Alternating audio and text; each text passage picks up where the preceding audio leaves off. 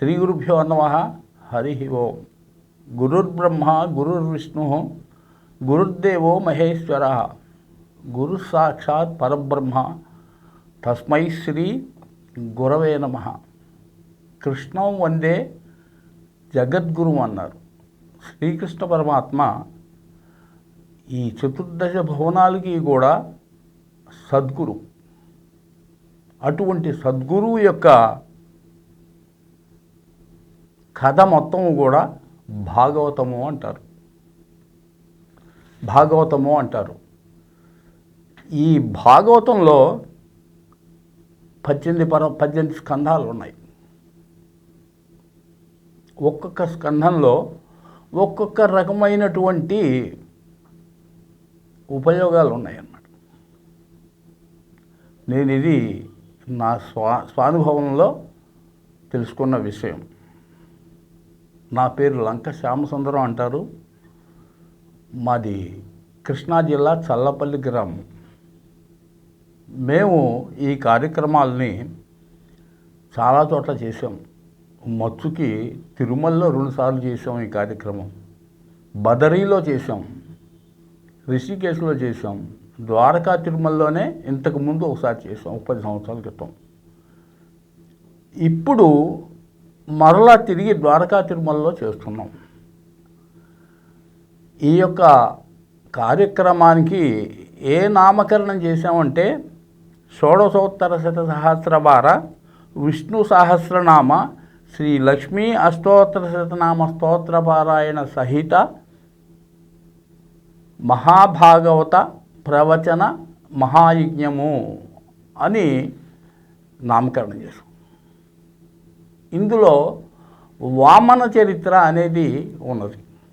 ఎవరైతే దరిద్రంతో బాధపడుతూ ఉంటారో ఈ వామన చరిత్ర వింటే వాళ్ళకి భూవసతి కలుగుతుంది. అలాగే ఈ ధనము లేక ఎవరైతే బాధపడుతున్నారో వాళ్ళకి కుచేలోపాఖ్యానం వింటే మంచి ధనం వస్తుంది. ఎవరికైతే వివాహాలు కాక ప్రతిబంధకాలతో కూడుకొని ఉంటారో వారికి రుక్మిణీ కళ్యాణం ఉంది. ఆ రుక్మిణీ కళ్యాణం వినేటట్టయితే వారి యొక్క ఆడపిల్లలకు కానీ మగపిల్లలకు కానీ సకాలంలో వివాహాలు జరుగుతూ ఉంటాయి. ఈ కార్యక్రమము మొత్తము కూడా ద్వారకా తిరుమలలో వేంచేసి ఉన్న వెంకటేశ్వర స్వామి వారి దివ్య పాద సన్నిధిలో గల వెంకటేశ్వర బ్రాహ్మణ నిత్యాన్నదాన సదనమునందు 22/5/2024 తేదీ నుంచి 29/5/2024 తేదీ వరకు జరుగుతాయి. ఈ కార్యక్రమాలని మేమే నిర్వహిస్తున్నాము. అన్యులు ఎవరు లేరు. ఎవరి దగ్గర కూడా ధన సహాయాన్ని ఆశించటం లేదు మేము. ఇంకా చెప్పాలంటే చాలా ఉంది. ఈ కార్యక్రమంలో ముఖ్యంగా మేము ప్రతిరోజు 22/5/2025 తేదీ నుంచి 29/5/2025 తేదీ వరకు ఉదయం 6 గంటల నుంచి 9 గంటల దాకా విష్ణు సహస్రనామ పారాయణ జరుగుతుంది. సుమారుగా ఒక 35 మంది ఋత్విక్కులు ఉంటారు. వారి ద్వారా జరుగుతుంది. తదుపరి బుర్రా భాస్కర శర్మ గారి చేత భాగవత ప్రవచనం 9 గంటల నుంచి 12 గంటల వరకు జరుగుతుంది. 12 నుంచి విష్ణు సహస్రనామ శ్లోకముల చేత హవనం జరుగుతుంది. సంవిధాద్య చిరువ్రీహిభిః చతుర్విధి హవనం కరిష్యే అని సంకల్పం చేస్తాం. ఈ యొక్క హోమం వలన వ్రీహి ఒడ్లు అనేవి హోమం చేయటం వలన ఈ యొక్క పృథివీ సస్యశ్యామలంగా ఉంటుంది. సకాలంలో వర్షాలు పడతాయి. ఈ అన్నం, చెరువు అంటే అన్నం ద్వారా అన్నాన్ని హోమం చేయటం వలన పిపీలికి అది బ్రహ్మపర్యంతం. అంటే చీమ దగ్గర నుంచి పెద్దవాళ్ళ దాకా చాలా బ్రహ్మాదు దేవతల దాకా కూడా ఆహారం లభిస్తుంది. ఆద్యం ద్వారా దేవతలకి ఆహారం అందుతుంది. సమ్మిత్ అనేది అగ్నిని పుట్టించి అగ్నిలో సమిత వేస్తే జ్వాల వస్తుంది. ఈ అగ్ని చాలా గొప్పవాడు. దేవతల్లో 2 రకాలైన దేవతలు ఉన్నారు. ఒకటి అగ్నిశ్వాత్తాది పితృదేవతలు, రెండవది ఇంద్రాది దేవతలు. ఇప్పుడు మనకి అగ్నిశ్వాత్తాది పితృదేవతలను పక్కన పెడితే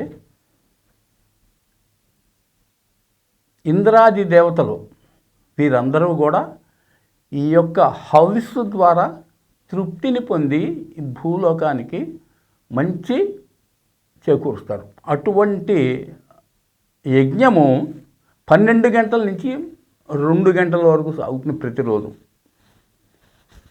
అక్కడి నుంచి మళ్ళీ 3 గంటల నుంచి బుర్రా భాస్కర శర్మ గారి చేత ప్రవచనం జరుగుతుంది, భాగవత ప్రవచనం.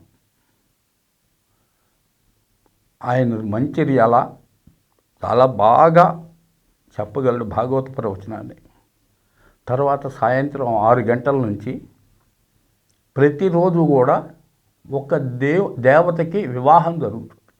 ఒకరోజు వినాయక కళ్యాణం, ఒకరోజు రుక్మిణీ కళ్యాణం, ఒకరోజు పార్వతీ కళ్యాణం, ఒకరోజు రామ కళ్యాణం, ఒకరోజు స్కంద కళ్యాణం, ఒక రోజున నరసింహ కళ్యాణం. ఇలా 7 రోజులు కూడా 7 కళ్యాణాలు జరుగుతాయి.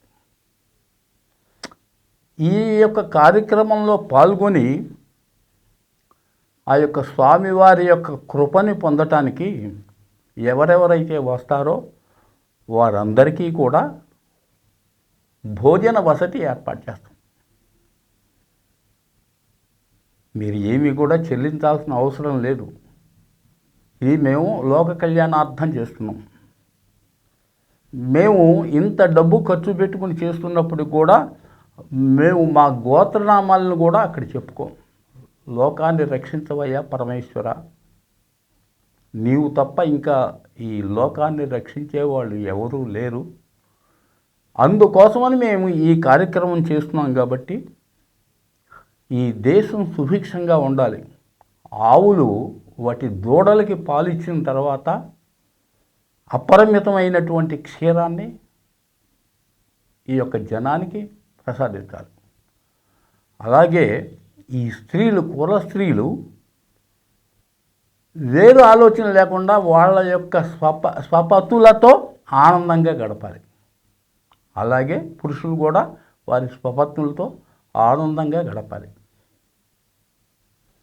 ఈ పృథివీ అంతా కూడా సస్యశ్యామలంగా ఉండాలి. అదియూ కాకుండా జార, చోర, అగ్ని, శత్రు బాధలు నివృత్తి అవ్వాలనే కోరికతో ఈ కార్యక్రమం చేస్తున్నారు. కాబట్టి భక్తవర్యులు అందరూ కూడా ఈ కార్యక్రమంకు విచ్చేసి కార్యక్రమం జయప్రదం చేయవలసిందిగా ప్రార్థిస్తున్నాను.